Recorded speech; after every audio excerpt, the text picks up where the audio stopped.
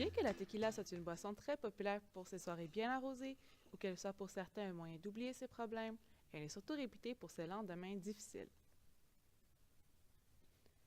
La tequila a laissé énormément de traces dans l'histoire du Mexique. Son apparition date de la colonisation. Lorsque les Espagnols se sont installés, ils trouvaient que l'importation d'alcool était peu efficace. Ils ont donc décidé de produire leur propre alcool local en s'inspirant grandement des méthodes connues en Europe.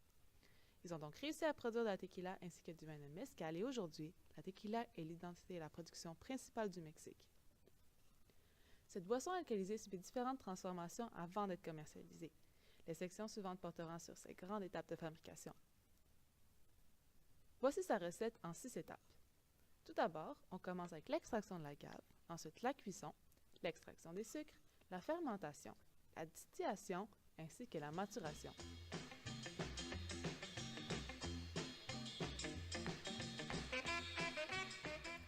L'origine de la tequila découle d'une plante dénommée l'agave bleue. Cette plante est cultivée dans la région au sud de Jalisco au Mexique. Il faut attendre environ 8 ans avant que l'agave soit assez mûre pour être extraite du sol, car plus le taux de sucre au cœur de la plante est élevé, plus la tequila aura meilleur goût. Les fermiers coupent les feuilles et la tige afin de seulement conserver le cœur. En général, l'agave est composée de 70% d'eau, 5% de fibres et seulement 25% de glucides, avec un pH d'environ 5,2.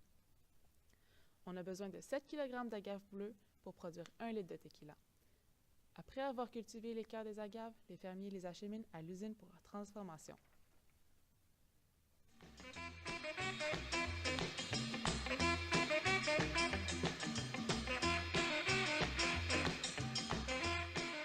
La deuxième étape du procédé consiste à faire cuire les cœurs d'agave afin de mieux extraire les sucres qui seront nécessaires à la fermentation.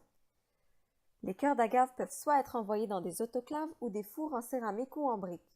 Puisque la pression est beaucoup plus grande dans les autoclaves, on peut chauffer à une température beaucoup plus faible pour diviser les molécules. Cependant, une cuisson plus lente évite de dégrader des sucres importants et permet d'obtenir un meilleur goût final. Lorsque les agaves sont acheminées à l'usine par des camions, ils sont découpés en deux afin d'être beaucoup plus exposés à la chaleur dans les fours. Chaque four peut contenir environ 50 tonnes d'agaves qui seront chauffées à une température variant entre 100 et 110 degrés Celsius.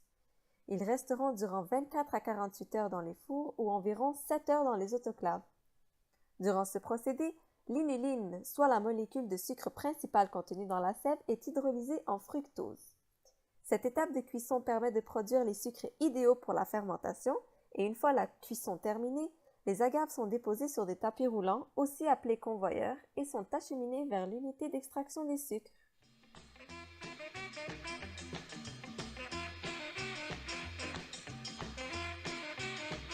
Afin de bien extraire les sucres contenus dans les agaves, ces derniers doivent tout d'abord être déchiquetés afin d'obtenir des morceaux de fibres.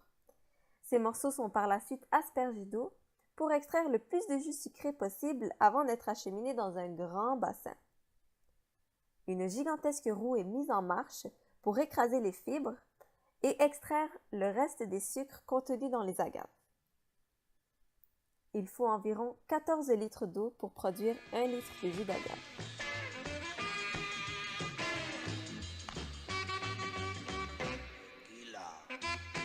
La fermentation du jus d'agave se fait dans d'énormes cuves grâce à la levure. Sa composition en sucre est analysée et diluée si nécessaire, dépendamment de la tolérance des levures. Le type de tequila se détermine à cette étape. Du sucre peut être ajouté dans les cuves, ou bien la fermentation peut être 100% à base de sucre d'agave. Les autres sortes de tequila sont concentrées à 49 et 51% de sucre d'agave. La levure débute dans un environnement aérobique pour favoriser sa reproduction. La température est maintenue entre 32 et 35 degrés et le pH entre 4 et 5. Ensuite, l'apport en oxygène est arrêté pour procurer un environnement anaérobique et ainsi la levure peut produire de l'alcool.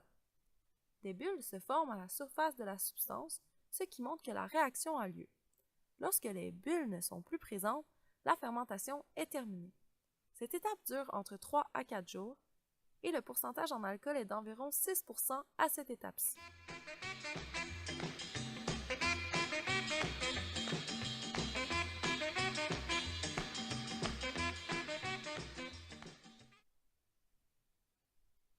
La distillation consiste à séparer l'eau de l'alcool contenu dans la tequila. La tequila est distillée 2 fois afin d'augmenter sa pureté. Après la première distillation, les vapeurs d'alcool sont condensées dans un condenseur, tandis que l'eau est éliminée par le bas de chaque colonne. Du méthanol est également retiré de la substance. Lors de la deuxième distillation, le pourcentage en alcool varie entre 55 à 65%.